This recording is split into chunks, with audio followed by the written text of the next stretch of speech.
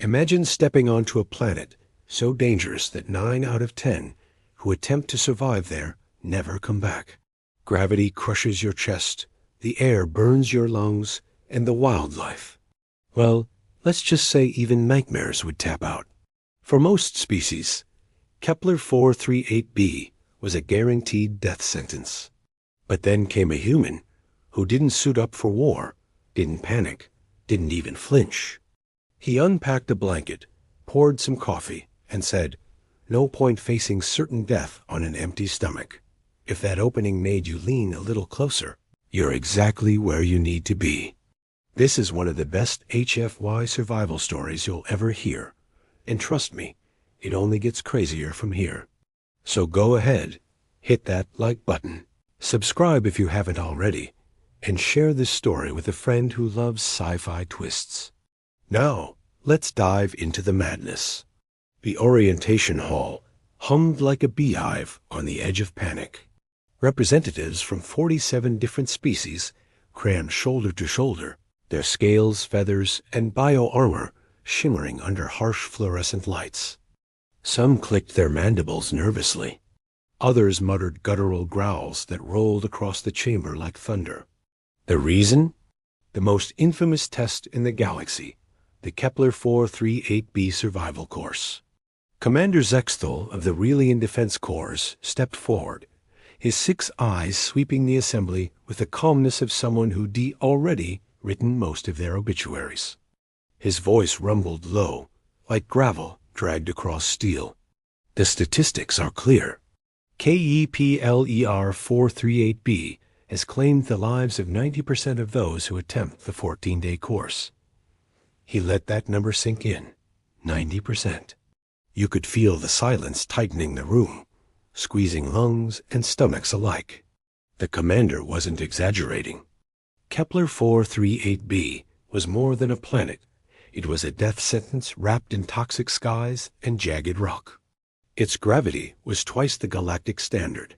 The atmosphere? A poisonous cocktail for almost every species present. And the wildlife? Well, the wildlife made the Sarian death wasps, Proxima Centauri, look like children's pets. The crowd shifted uneasily. You could hear nervous claws scratching against seats. But in the back row, 2 figures looked completely out of place. 2 humans. Calm, relaxed, almost bored. Alexander Chun, a lean terraforming engineer, sat cross-legged with a worn backpack at his feet. He wasn't trembling. He wasn't sweating. He was checking off a packing list, methodical as a man prepping for a weekend hike. Next to him, Nora Williams, an exobiologist, lounged with her boots propped on her chair. She wasn't even paying attention. She was reading a novel. A novel. Commander Zexthal continued, undeterred. The course begins at dawn. You will be dropped at random coordinates. Survive 14 days and reach the extraction point.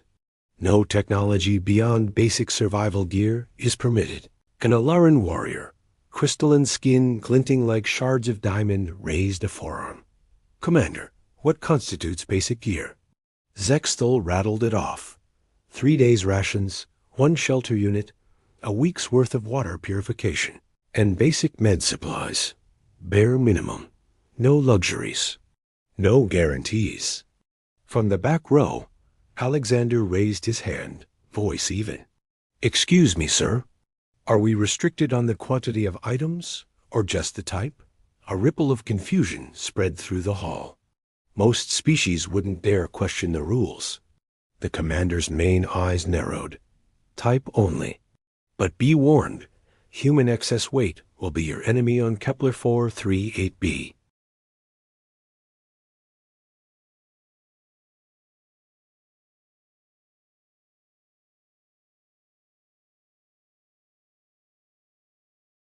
Gravity slammed his body like an invisible anvil, turning every step into a grind. The reddish haze of the atmosphere burned his eyes despite protective goggles. In the distance, a roar echoed a sound somewhere between grinding metal and the landslide. Most cadets would have bolted for cover. But Alexander? He did something no survival manual had ever recommended. He set down his pack, found a flat boulder, unrolled a checkered blanket, and unpacked lunch. Sandwiches wrapped in wax paper, a thermos of steaming coffee, fresh fruit that glistened like stolen jewels under the alien sun, even homemade cookies in a tin. No point facing certain death on an empty stomach, he muttered, biting into a sandwich like he was picnicking at a park back on Earth. The ground shook. Something enormous lurched into view from behind a jagged rock spire. Imagine a rhinoceros if that rhino had been fused with a food processor and a boulder. Its hide was bristling with evolutionary weaponry, millions of years sharpened to one purpose: kill everything. The beast lowered its head and charged. This was the part where every other cadet either died or barely survived. Alexander? He didn't even stand. He reached calmly into his backpack, pulled out a small device, and clicked a button. The monster skidded to a halt, nostrils flaring. Then it sniffed the air. The murderous posture softened into something almost curious. Lumbering forward, it stopped right at the edge of the picnic blanket. Alexander held up a sandwich, peanut butter and jelly. Amazing what you can do when you actually read the xenobiology reports instead of just the threat assessments. The beast accepted the offering, sat down, chewed. Somewhere, high above, orbital monitors were recording this human having lunch with a Deathworld predator. And that was just day 1. 3 days into the course, most species were struggling. Some were barely clinging to life. Others were already gone. The orbital command logs painted a grim picture: territorial predators ripping apart shelters, toxic storms poisoning lungs, candidates panicking in environments they didn't understand. The 90% failure rate wasn't an exaggeration. It was prophecy. And yet, down in one of Kepler 438b's so-called moderate threat zones, a human campsite looked more like a weekend retreat than a battlefield. Nora Williams trudged through the dust and toxic haze, her scanner pinging erratically. She'd expected to find wreckage, maybe the remnants of another team's desperate last stand. Instead, she found Alexander, sitting comfortably on a blanket, with a steaming cup of coffee in hand. Beside him was the real shock. A predator something between a bear, a landslide, and a nightmare was lying on its side, rumbling softly. Not dead, not attacking, just resting. Every now and then it nudged closer, like a dog hoping for scraps. And Alexander obliged, tossing it chunks of dried fruit. Nora yanked off her goggles in disbelief. Alexander? What the hell are you doing? He grinned like a man who'd just beaten the system. Nora, perfect timing. Coffee? She froze, eyes darting between him and the monster. That thing should have torn you apart. Rocky? Alexander shrugged. Turns out they're mineral eaters. Territorial, sure, but once you let them know you're not competing for food, they're downright polite. He's been keeping me company. Nora glanced at the makeshift settlement around his shelter, reinforced with pulleys and levers. A patch of soil already sprouting green, and a pile of carefully sorted alien minerals. Alexander wasn't surviving. He was thriving. How did you even figure all this out? She asked, half in awe, half in frustration. Same way humans always do, he said, pouring coffee into a spare cup. Read the manual, brought the right supplies, and remembered that survival isn't about fighting the world. It's about understanding it.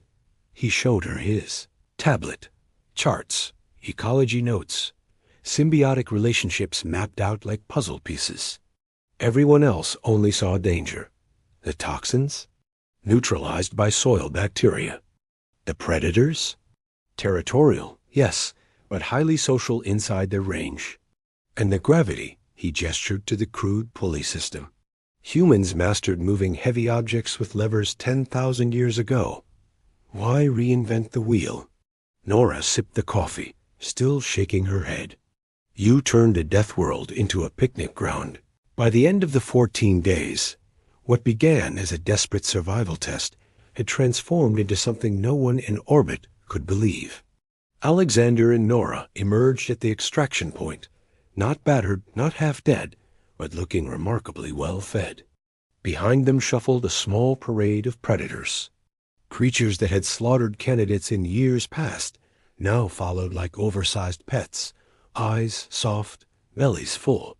One even nudged Nora's shoulder, like it didn't want her to leave. Commander Zextel himself stood waiting. His 6 eyes widened at the sight. How? Alexander hefted his still heavy backpack with a grin. Turns out survival isn't about being the toughest or strongest. It's about being adaptable, prepared, and never underestimating the power of lunch. As they boarded the shuttle, Nora spotted something new in Alexander's pack. What's that? Tea set, he said matter-of-factly. Next deployment's an ice world. Heard the locals are hostile snow leopards. Nothing warms up a conversation like a cup of tea. The shuttle lifted off, leaving behind predators who, according to the orbital cameras, looked genuinely sad to see their human friends go. For the first time in recorded history, Kepler 438b had predators experiencing heartbreak. In the official report, Commander Zextel wrote, "Recommend immediate revision of survival course protocols. Also recommend consulting with humans before labeling a planet uninhabitable. They appear to consider such warnings suggestions." And somewhere in the cosmos, the legend spread. While every species feared death worlds, humans packed sandwiches. So, what's the moral here? On a planet designed to kill everything that breathes, humanity didn't survive by brute force. We survived because we packed a lunch, shared coffee with monsters, and remembered that curiosity is a better weapon than fear. That's the spirit of HFY. Humans are dangerous not because we conquer, but because we connect. If you enjoyed this story, drop a like, subscribe for more of the best HFY tales, and share it with someone who needs a reminder. Even on the deadliest worlds in the galaxy, a peanut butter sandwich can change everything.